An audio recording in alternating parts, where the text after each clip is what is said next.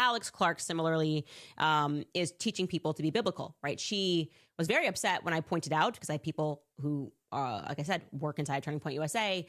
They were not happy with the numbers of young women who did not want to attend what used to be called the Young Women's Leadership Summit. So you saw this even when they cut to the audience. There's a lot of older women that are there, okay? And that fundamentally changes the substance of what Turning Point USA was all about. We already have an RNC.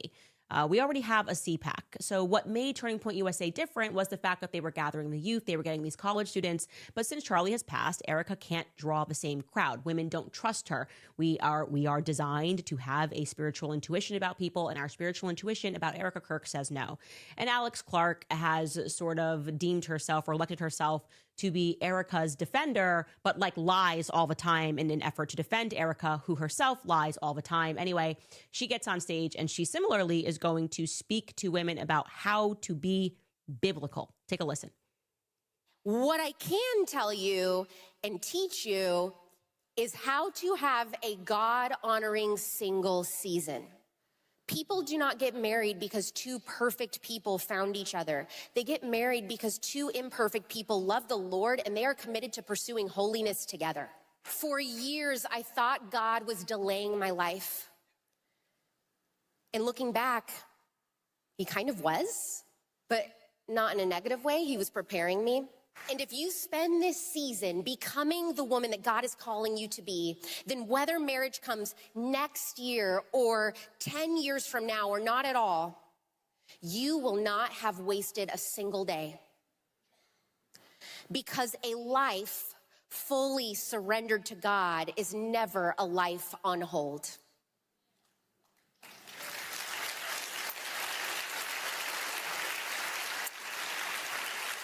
Which reminds me, there's one thing I haven't told you guys. I'm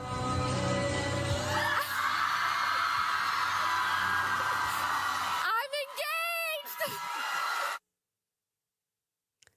Beautiful, by the way. Just all of it. She really is the picture of a godly, biblical woman until the very next day when the mask slipped, as it has slipped, because these are some of the most fraudulent people that are in the conservative movement. Like I said, she was upset that I accurately reported that Turning Point had issues attracting young women to this particular summit this year. There were a lot of older women who attended. Many of their own chapter leaders declined to make the trip, female chapter leaders, because they don't like Erica and they don't like the direction that the organization is taking. And so I had posited that this is why they decided to change the name to the Women's Leadership Summit, even though it had always been for the last 10 years, the Young Women's Leadership Summit. And here's what she replied with, basically saying this was already in the works. But it's the bottom of this tweet that I want to highlight here. As for our audience, understanding our audience, I'd worry less about ours and more about the fact that yours seems to consist primarily of leftists hate watching and Russian bots. By the way, how did Putin taste? Just amazing. How did Putin taste? Oh, send your daughters to the Turning Point USA conference. It's so godly. It's so biblical. The widow, the widow. How did Putin taste? Christian. Oh, a Christian fiance, new fiance, by the way. Alex Clark really is a perfect mascot for Turning Point 2.0, better known as Turning Coat USA, reversing virtually every position and value that Charlie had while trying to gaslight the public into believing that this really was Charlie's vision. He just didn't have enough time to execute upon it. She's just an avatar for what the public has grown to hate, the blatant hypocrisy, the dishonesty, purporting that you're a free market capitalist focused organization while making secret phone calls and telling people you shouldn't do ads with Candace, you know, because if you want to work with us, you can't work with Candace. Yeah, that's not free market capitalism. And it's also just the sheer audacity of the lies that they tell repeatedly. An organization that is, for example, filled with closeted gay men and hyper-feminist catty women preaching about family values, using the Bible to shield themselves from any form of criticism. Like I said, that whole bless your heart, honey perspective. It says right here in Paul's letter to the Corinthians that Alex Clark can, I don't know, sexually fetishize world leaders. Everyone at Turning Point is hooking up with one another, and perhaps no one has been more objectively and outwardly disgusting, as you just saw, than Alex Clark.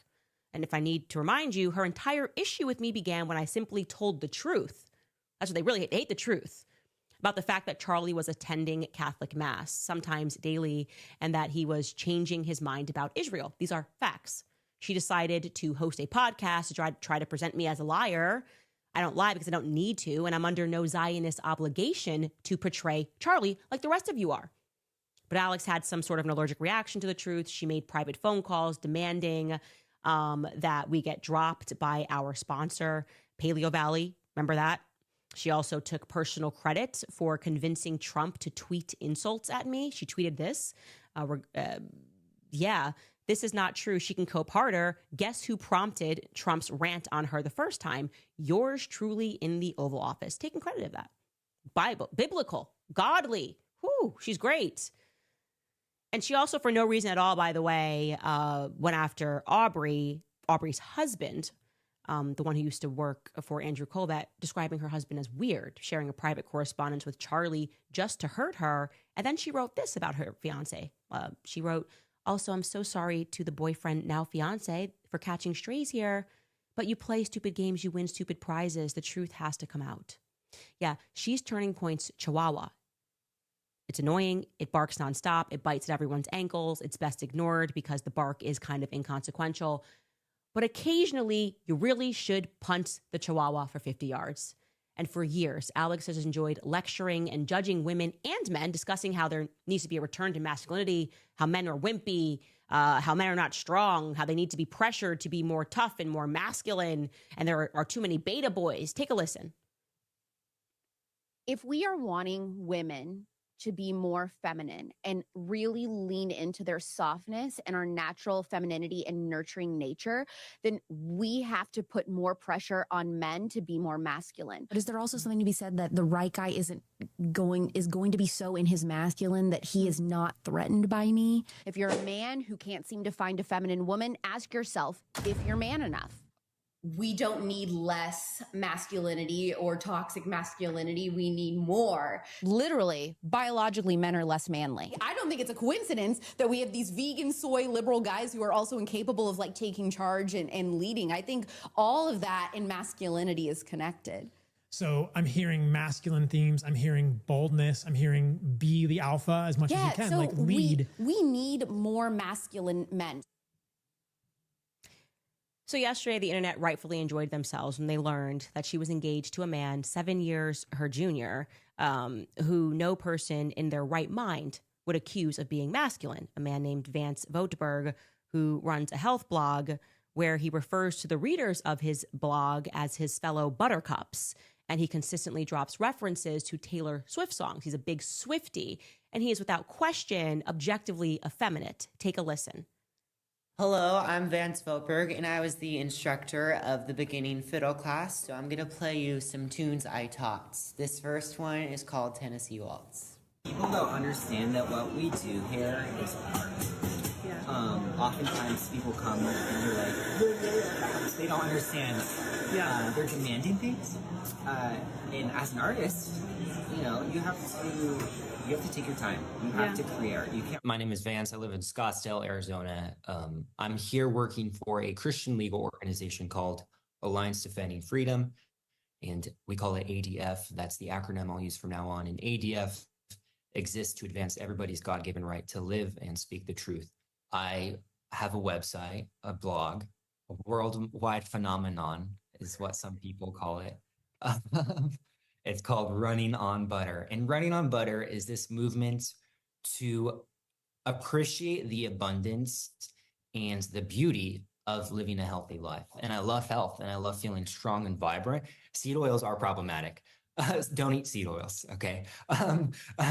If you avoid seed oils, you're going to be avoiding all the other damaging things. And so that's what I really want to hit home on. I loved my life. I loved my upbringing. We ended with 4 boys, and we were called the 4 little boys.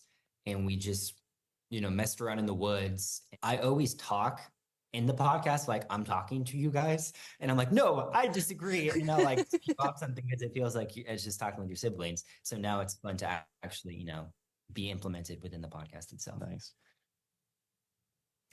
everything about Alex Clark and Alex Clark's life is fraudulent. There is no substance. There is no truth. And the people that are mocking her are not mocking her for getting engaged. It's because Alex herself is a terrible, cruel human being who has attacked and treated people terribly for years. She's not just some fiance, no more than Erica Kirk is just some widow.